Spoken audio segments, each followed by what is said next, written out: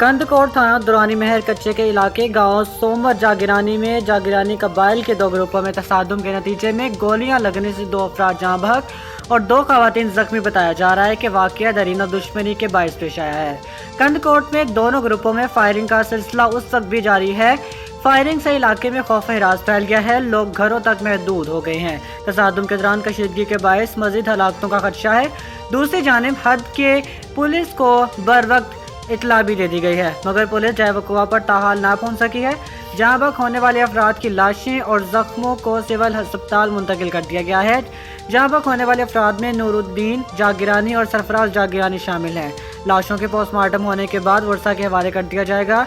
लाशें घर बिछने पर घर में कोहराम मच गया।